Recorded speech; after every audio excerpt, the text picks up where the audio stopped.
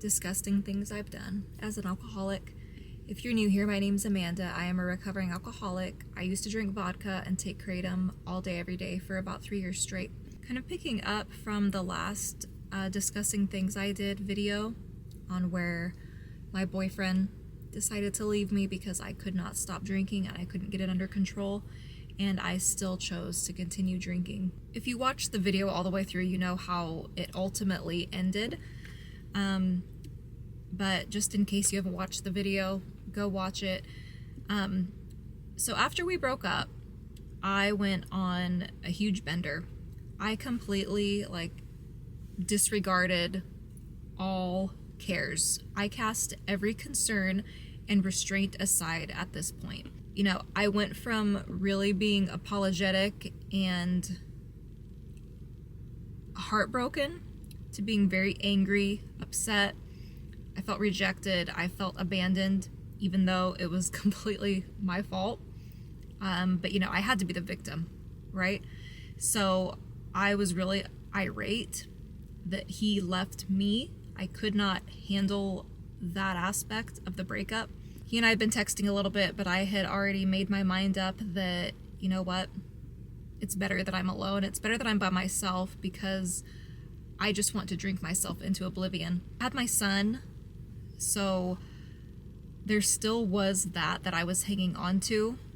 But I truly felt like my son would be better off without me in the state of mind that I was. And I ended up going to my dad's house just for a bender. And that's exactly what it was. I went on a bender.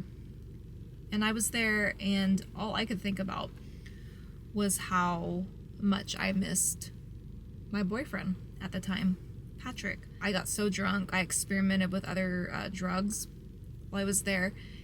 And, you know, I went to bed. I was texting him, obviously drunk texting. I was drunk all the time, but I was especially drunk at this point.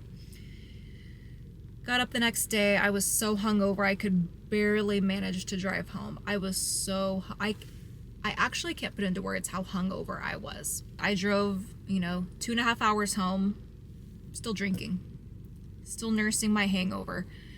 And I got back and I texted my boyfriend and I asked him if he would come back over, to stay the night. Basically, I told him, can we please get back together? Can you just come over?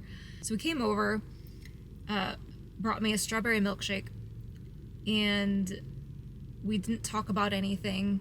We just kind of, I think both were just relieved to be back together again at that point.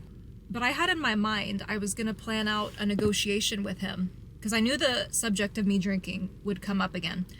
And I did not want to give up drinking. But I also knew that I couldn't expect him to stay with me in the state that I was in and doing the things that I had been doing. So I was going to commit to him that I wouldn't drink in the morning anymore. I would wait until I got home from work to start drinking.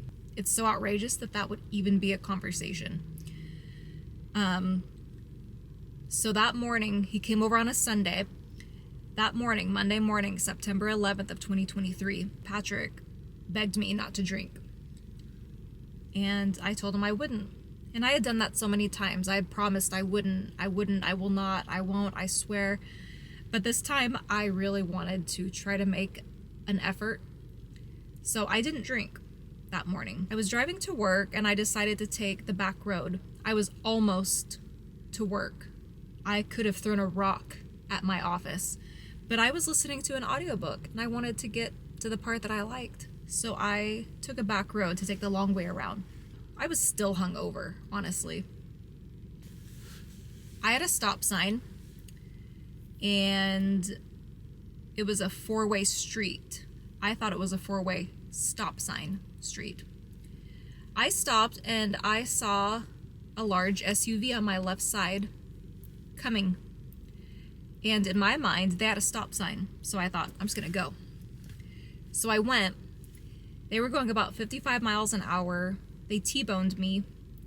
And that was how I got into the car accident. And I say this is, disgusting things I've done as an alcoholic because I was still an alcoholic. I just wasn't drunk when I got in the car accident. Had I been drinking at the time of that car accident, I would have been in handcuffs being told that I was pregnant, because that's what happened. I went to the hospital and they told me that I was pregnant and had 3 fractures in my pelvis. And that was kind of just the beginning of the end.